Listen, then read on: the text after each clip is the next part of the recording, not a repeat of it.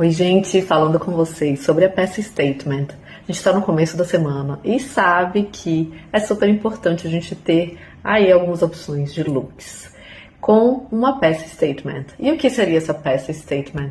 É uma peça que chama bastante atenção dentro do seu look todo.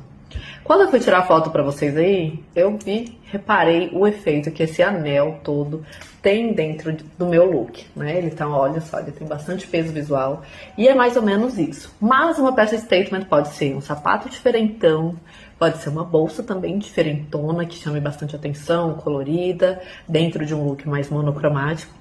E também pode ser uns acessórios, por que não, né? Dentro disso, a gente pode trazer sim alguns elementos dessa maneira e também uma peça em si, a peça de roupa, ou uma camisa, ou uma saia, alguma coisa diferentona dentro de um look mais padrão.